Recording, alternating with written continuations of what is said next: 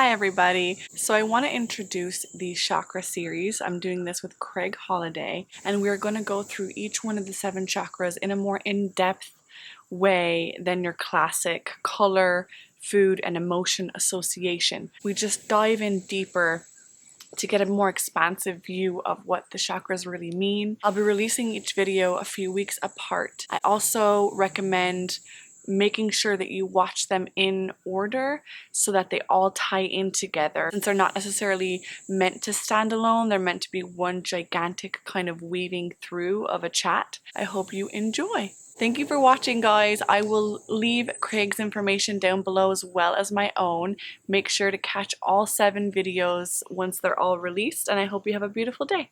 If you'd like to move into the throat chakra, and once again, just anything that arises that you believe is an important thing for people to know about this center and what it holds.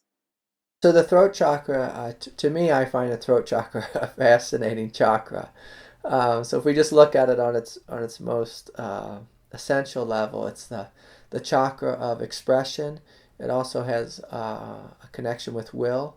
But the big thing that people associate with the throat chakra is when it's open, the heart can express itself fully. The truth can come forward. Your inner prajna or wisdom or gift can come forward fully and open-heartedly.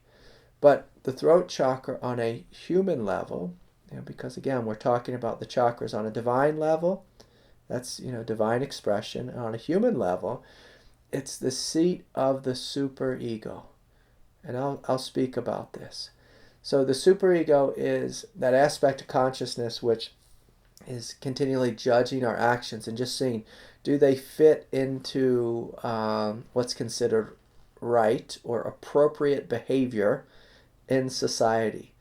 And so the throat chakra keeps us safe, egoically safe. And so, it's the thing that, when we get up in the morning, we want to make sure our hair looks just right. We brush our teeth, our pants are on in the right direction. My little boy once, he put his pants on, in the wrong direction when he was, I can't remember how old, 4 or 5 years old, but, he lives in the clouds, and so his throat chakra wasn't fully operating, and he wasn't, just doing that, list of just, checking out his body and making sure how it looks before he got to school.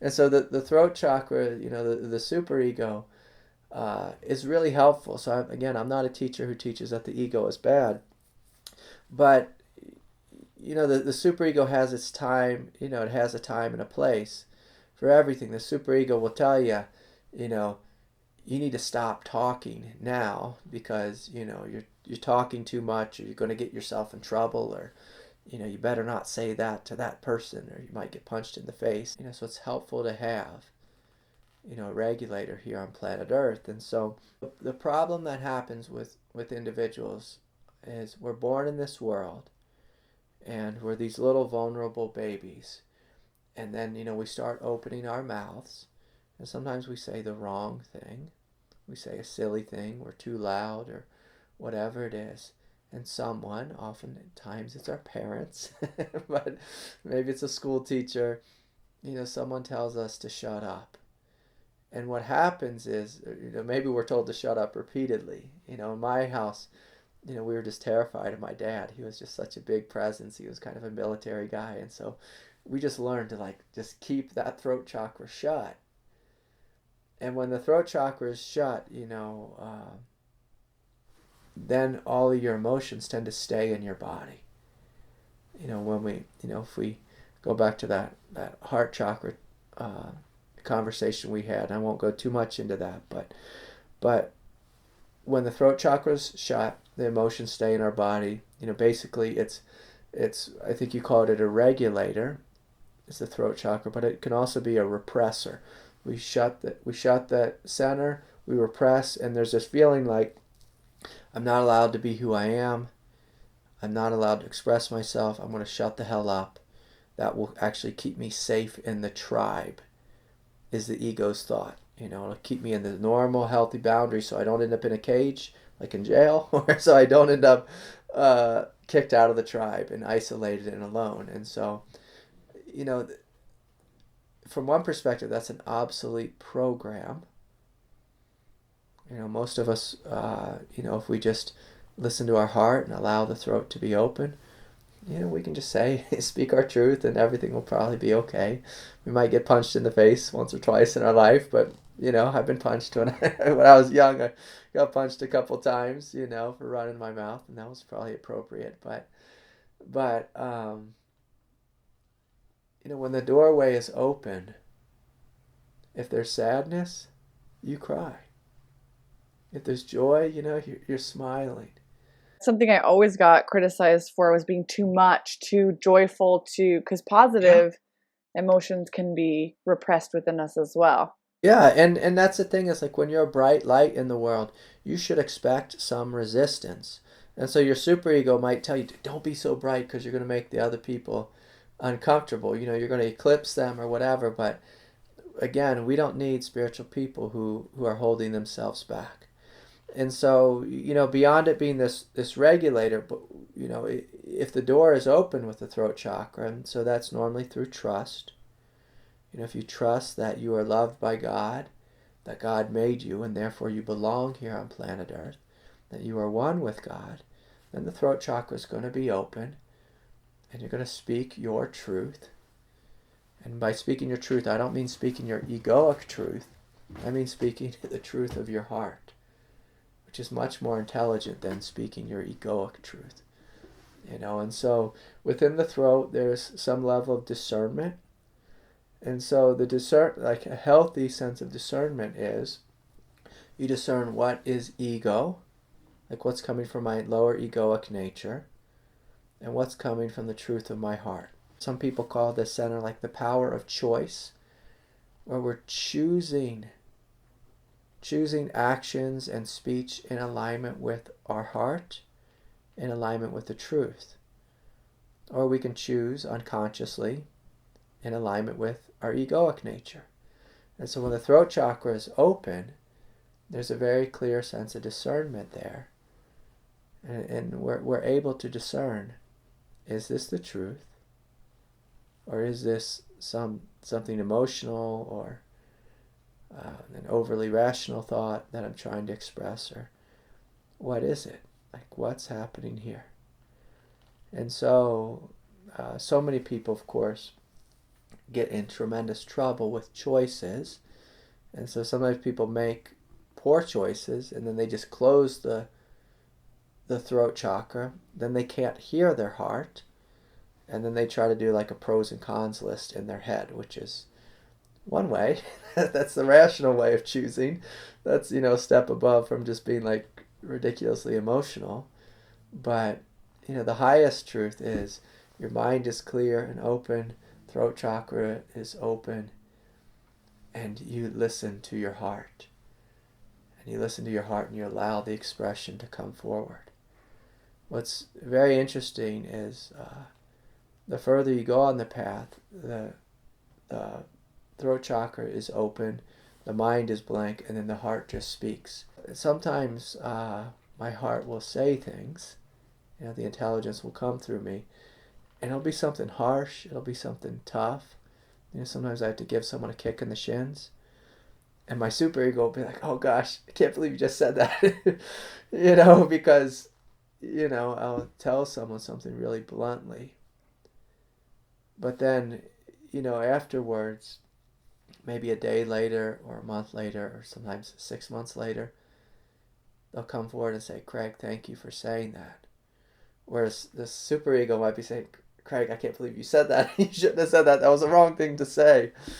And so, but that takes great willingness, great trust, great maturity, because this same teaching can interpret it in a really shadowy way. We have a lot of false gurus who think that everything they say is the truth, and they get in a lot of trouble, through sleeping with their students or just, thinking that, whatever, that every thought that moves through their consciousness is perfect manifestation of divinity, or it can be a variety of things. And so and the same is true with, if our throat chakra is open and we are fully in ego, we can think that we're God's gift to humanity, and we're really just, like an egoic jackass or whatever. Yeah, and it's dangerous because people seeking guidance are so often more suggestible because they're in that role. So picking Yeah, up and on that's knowledge, the discernment is a yeah, little off sometimes. That's really true. And so a great question, for oneself on the path in regards to the throat chakra is just, am I making choices in alignment with my heart? I'm really seeing that connection, the throat and the heart. It has, I mean, they're all interlaced, but this kind of like bridge almost. yeah, It feels like a yeah, very yeah, symbiotic kind of. yeah, So many people, they're not connected to their truth. They don't know themselves. And so, then they tend to rely on their mind or their emotions. And your human mind and your human emotions are terrible places to make choices from.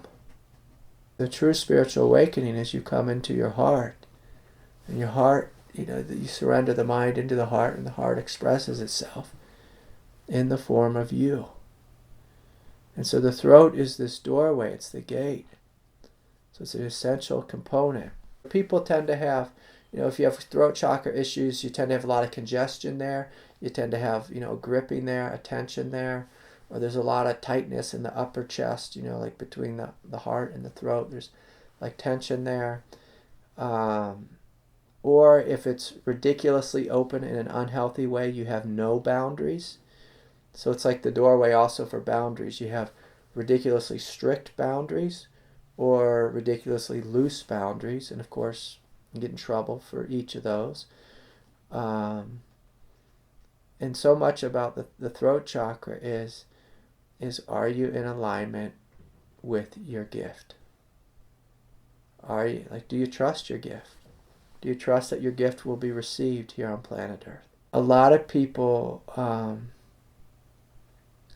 if they have overwhelming emotions in their heart, they just close their throat and keep all the emotions there.